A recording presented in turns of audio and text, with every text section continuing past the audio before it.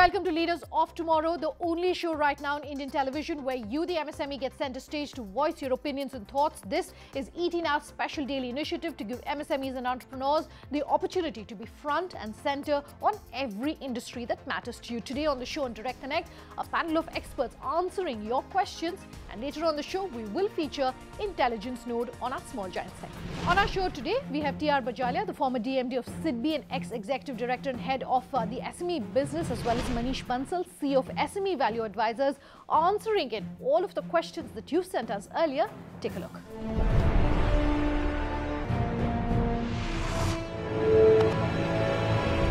Mr. Bajalia, Manish, thank you both very much for being with us here tonight and walking our MSMEs through all of the concerns they have for whatever industry that is in. Our first question is coming to us from Prateek Parekh. And Prateek, what's your question? Is there any government scheme for technical support and R&D for MSMEs? All right. R&D is not something we hear about very often by way of questions from our viewers. But that is so critical. The importance of that has been stressed on by experts like yourself every time you come here on the show. So is there any technical help we can get? You see, this government various agencies are there which provide the training or skill development that is there. Then for technology upgradation, there some schemes are there where subsidy is given.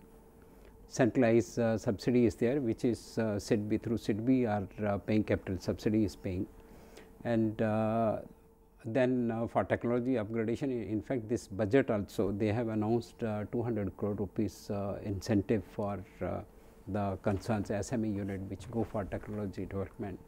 And there are various schemes which are available with the financial institutions. So that way a lot of... So there are schemes you're saying? Yeah, schemes are there. How do they get more information on this though? So you just do Google. In fact, I did Google this morning and I was researching on something else. So there is a document of 136 pages on the MSME schemes 2017, and there are schemes for different things. For example, participation in exhibitions, for the R&D, technology development, and for everything there, there are very clearly defined parameters. Sure. So I would essentially encourage people, in the space to do a bit of research. And there is a lot of help available from the government, and then there are these MSME centers available in different locations. Again, the list is available on the MSME website.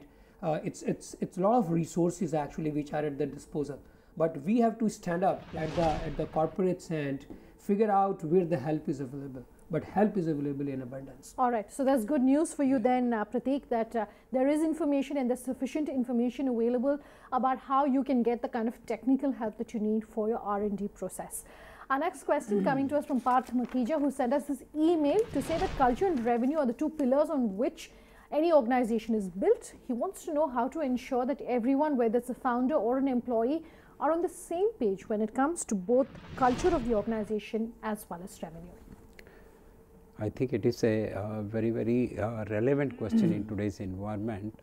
Unless you involve your employees, unless they feel that they own the concern, they own the unit, I think this type of feeling will not come. And the promoters, I think, they have reduced the gap between the employees and the promoters or the management. They have to be taken on the same side, that they are co-owner of this business and jointly they have to grow the business.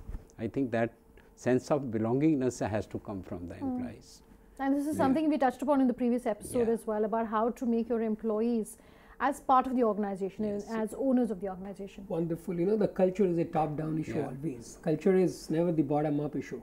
So if promoters, what they think, what they talk and what they act, if there's an integration among these three things, engagement with every stakeholder, be it customers or employees, if it's on the common ground, with clear purpose of building a culture which is open, transparent, and creating value for every stakeholder in mind, I think this will happen on its own. Is it important to have something put down in writing, like a handbook or a guidebook, or is that irrelevant in today's time? And conversations, meetings, trips, outings, etc., are those more important in building culture?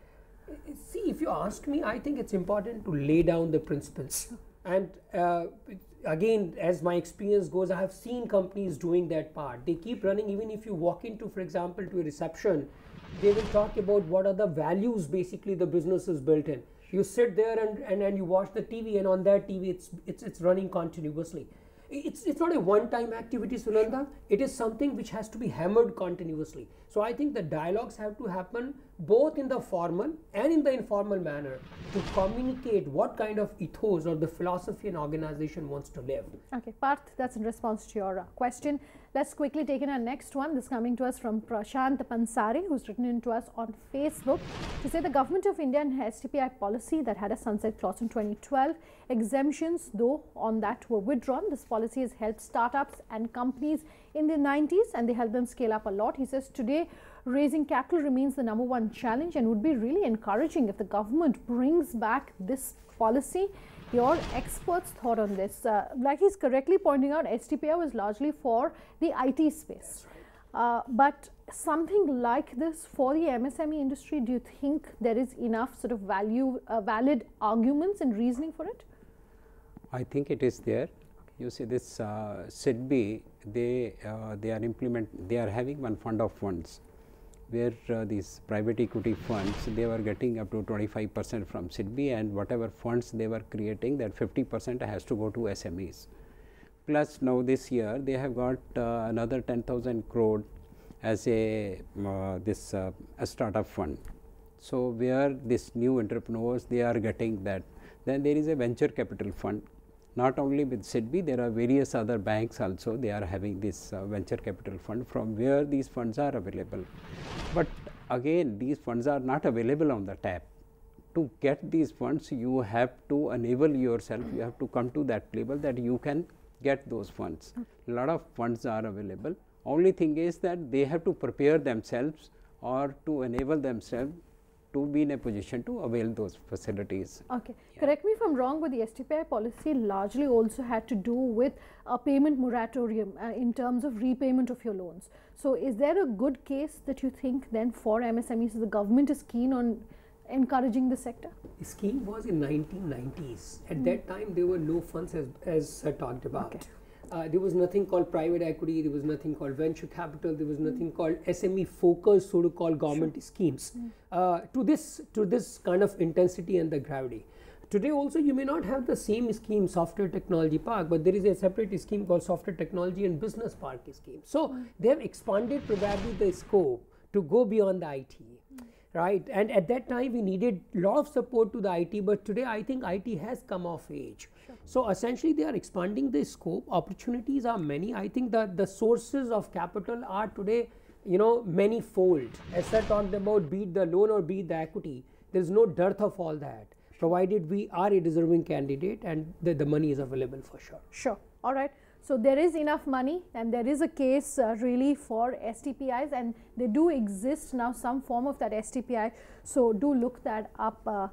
Let's take in our next question. This is from Amir Lakhani, who's written in to us on Twitter. You can always reach us on Twitter using the hashtag LOT, or you can tweet at me personally at Sunanda_J. We'll give you our other contact details at the end of the show, so do stay tuned.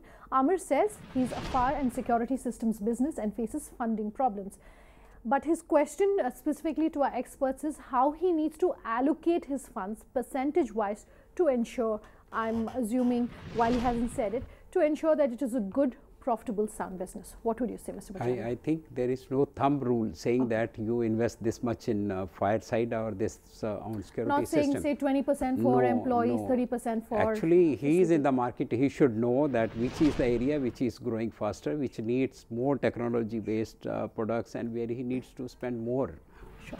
Yeah, so just to add to what Sir said, I think one important problem I observe in many balance sheets or the SME businesses is a lot of funds are blocked either with the inventory or the debtors. So a lot of time my thought has been unlock the money which is lying in your balance sheet. You can always look for the fresh capital either in the form of debt or equity, but something which is within your control probably you can unlock. You have to be slim on the inventory, at the same time not run out of stock. Where is that fine balance? If people spend time on that side, they can actually control a lot of wastage, they can unlock a lot of money which is lying in the inventory and can reduce the cost of their overall, the inventory management. So there are a lot of things available. I don't think we can say where to allocate the funds, but I can essentially say that you can unlock the funds which are lying in a balance sheet. Okay, Amir, that's in response to your question. Time for one last question before we wind up this show. This is an email coming to us from Sandeep Chandran who says, is it an issue if none of the founders have any tech or coding background? And he also wants to know what are the top 2 or 3 things that investors, VCs, private equity, bankers, etc. look for when funding a company. What would you gentlemen have to say? So let me answer this question as an investor. What I would look for whenever a proposal comes to me is number 1, opportunity space. Is the opportunity space big enough for a business to scale up? That's the very first point I will ask in terms of the first question.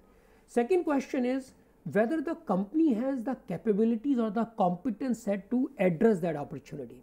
Because you can say this is a very large opportunity. Then I have to ask, can you address that opportunity? If you can, please lay down the important, for example, people you have, the products you have, the processes you have, you understand the systems, you can really drive the business in this space and scale that up. It should not happen that I can do it and tomorrow you can do it and third day sir can do it, and then the whole dynamics will change, which you called competition becomes so much that I don't have control over pricing. And in that case, again, my business comes down. If you have these 3, I think you are in a very sound place to basically look for the capital from anyone for this matter. All right, fair enough. Mr. Bajalia? Yeah, I feel from institution sides, generally while giving any finance, whether it is a equity or it is a debt, the most important things, the person behind it. Who are the individual, who are the promoters, what is their background, whether what is their qualifications, and whether they can carry on that technology which they are proposing, and whether they are capable. Second, then comes the technology part, the technology which they are going to use, whether that is well proven and they are going to further develop and use it.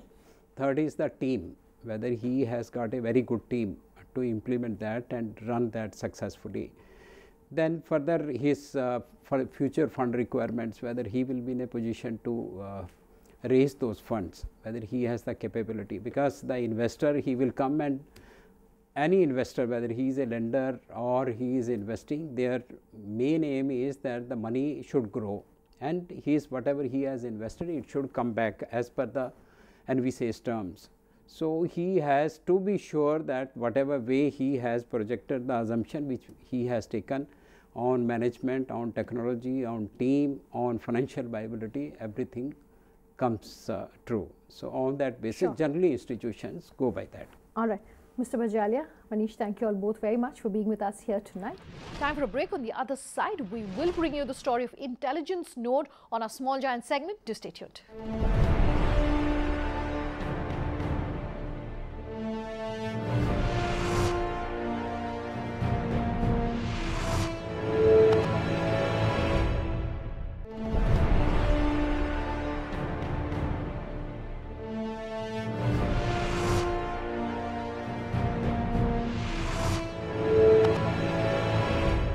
Welcome back. With us here on Leaders of Tomorrow. Tonight on Small Giants, we're featuring Intelligence Node.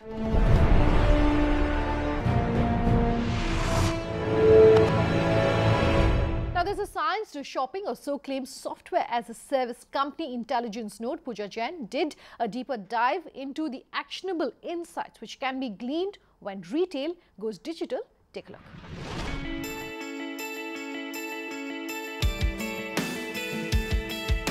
Bringing brands one step closer to customers with retail strategies rooted in rich data analytics is software as a service platform Intelligence Node.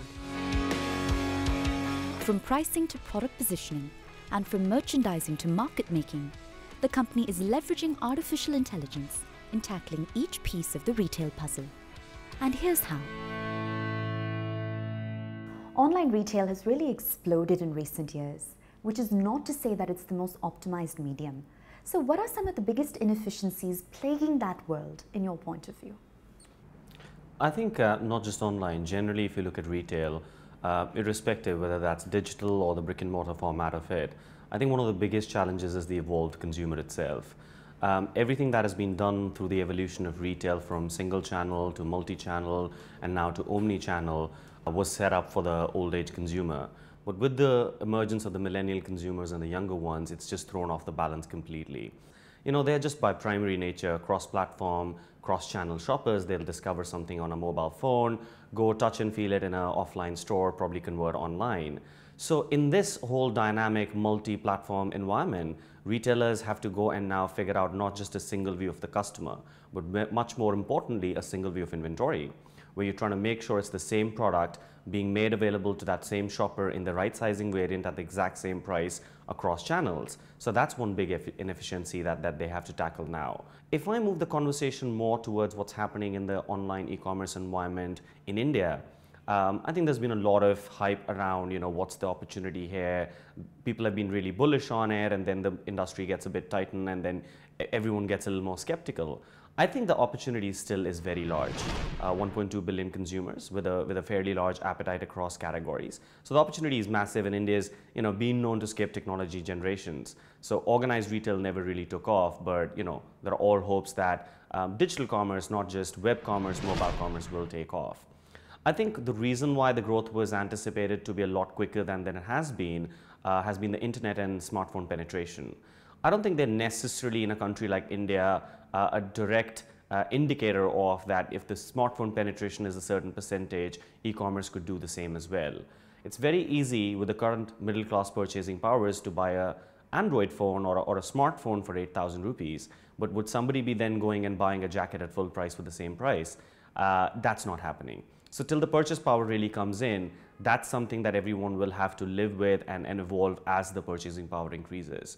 I think this is where not just flying solo on gut and intuition, but a lot of retail intelligence is required, where you move in and take your sort of forward planning into tackling some of these inefficiencies.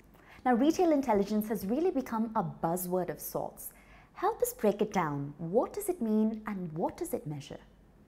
Just about everything. I think every business should be run on numbers and data, and I think that's where the industry is moving towards.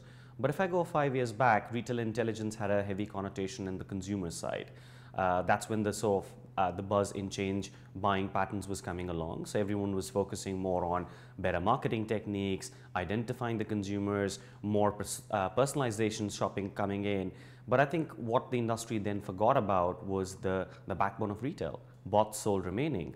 Where is the inventory? Where does it sit? What kind of inventory is it? And what price point would you ultimately sell at to drive sell-throughs? I think that's where Intelligence Node is doing some of the works. Now, if you look at, retail has always worked in silos, where warehouse would not talk to the customer front, and merchandisers would not talk to supply chain would not talk to marketing, and it's all been sort of broken, working together, trying to drive the top line and the margin, but in an inefficient way. Where companies like us come in, we're trying to connect those silos, where we're trying to get isolated data points sitting at the warehouse level, at the merchandising level, at the store level and the marketing level, to become one common pool of intelligence that everyone can dip in and feed off. You've touched on several problems, be it poor pricing analytics, lack of visibility when it comes to inventory management. These are multi-fold problems. How is the portfolio of products at Intelligence Node geared to address them? We came from hedge fund backgrounds where you always look at the market first, then overlay a risk and liquidity position to take a bid on offer. Whereas retail was doing all optimization looking at internal data alone. Historical sell-throughs, broken assortment levels, inventory positions, but all internal data. So we said, why don't we change this? Why don't we bring a more capital markets environment to retail? Trouble was there was no market data feed. If I do a 5-year fast forward now, we're now the world's largest product retail database. So we track over 1.2 billion unique products covering 1,100 retail categories and spanning 130,000 brands as we go along and constantly growing. What we do with this data set is we monitor every single product being available across the globe at one retailer versus the other. What is happening at a category level? What's happening at a brand level? We refresh this data set at a bare minimum every single day. And for some of the largest customers, we're now refreshing this at a 5-second interval. We take this data set and we put different faces on it and take it back to our clients. One of them is called the in-competitor. This essentially is a competitive benchmarking tool where one brand or retailer can benchmark against what they have in stock versus competition at a category, brand, individual SKU level. This essentially will show a mirror back to the brand or retailer where they're good at, where they're bad, where they need work. But how do you do that? That's where the second product comes in INOPTIMIZER. This is a rules-based engine which sits over a native system, where the end business users can set rules. It could be market rules, it could be margin rules, sell-through rules, and then the algorithm takes over repricing in real time. While we got there trying to disrupt pricing within retail, and I think it was a big step forward, and that's why we've got recognition from clients across 13 countries now, voice of the customer was still missing. So that's where we launched Hook earlier this year. It's essentially a product discovery platform which generates trend feeds through artificial intelligence. And for the consumer, the benefit is they can consume products from all across different retailers and convert on the platform itself. The benefit to our core mission, which is making pricing more scientific and machine-driven, is this: now we can combine the internal efficiencies of a retailer, benchmark it to where the competition and the category at large is, plus bring in the voice of the customer. And this is what we call a 360-dimensional optimized pricing. Intelligence Node is a software as a service-based platform, and it's industry agnostic, presumably by design. How has that served you as you've attempted to scale both domestically and internationally? We actually break down each last level of category into its individual attributes. For the white shirt that I'm wearing, we track about 88,000 of those. How similar is this to the other ones? So this one's got a French cuff, it's got Windsor collars, it's slim fit, it's 100% cotton. We can go down to that level and figure out all other white shirts that exist. What are the price points, where they're moving, what's the availability at an individual sizing level, and optimize at the back of that. This sets up to really serve the soft lines. The second piece was, with our global ambitions, not all e-commerce websites are displayed in English, so how do you tackle that? So we went and developed our own multilingual matching algorithm. We have a patent pending on this. Now we can pick up a digital catalog in any language and convert it back to English real time. We see applications of this across industries even outside retail. But focus is the name of the game. We're focusing on the mission on hand and going after it.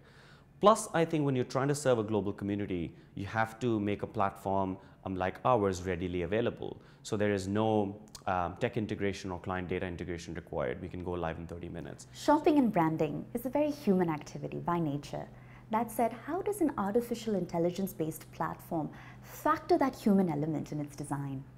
I think what we're trying to replicate with our technology stack and bring back to our clients is making sure that we take the learnings of the humans, put that back into a machine so it becomes faster application of them, and in a more repeatable format that is error-free. So that for us is artificial intelligence. Ultimately, everything that we're delivering is based on footprints that humans leave behind. What a Hook would do is look at the shopping behaviors of thousands and millions of consumers and convert that into quick insights that are digestible and actionable. What Intelligence Node's other price optimization platforms like InCompetitor and Optimizer would do, it will look at what's happening across the world at a category level, synthesize that to a single product's price points, and make it sort of machine driven. I think one of the biggest pieces that we wanted to take away from retail is that one thing that keeps every merchandiser marketer awake at night. Am I pricing too high and scaring a market segment away, or am I being too conservative and leaving money on the table? So I think that's where we see sort of our tech stack helping humans out ultimately take smarter, better, more accurate decisions. You've touched upon India being a bit of a laggard in the e-commerce arena. What are future applications of digital technology that you believe have the capacity to revolutionize online retail in this country? I think one of the big pieces would still be the supply chain component. The sourcing is still very inefficient. And the second piece that I think will give a big boom to e-commerce going forward is that delivery promise. I think that still remains as a challenge minute we move into the tier 2s and tier 3 cities. And I think the final piece, as I would always say, is the purchasing power. Demonetization is a word that you're always cautious of using because it has both its pros and cons on whichever school of thought you belong to. Where I sit and look at it, I think it's a great platform which would definitely move towards more digital transactions, more recorded transactions, and that leads to more organized retail. The more data that we have, the more we can understand what's happening across the country. With a modular dashboard that provides real-time insights to help counter the competition, Intelligence Node is leveraging customer behavior to design and drive retail campaigns that move in parallel with the product lifecycle. By mapping products across 130,000 brands that span over 1,100 categories, Intelligence Node has become the benchmarking tool to optimize and maximize your retail business.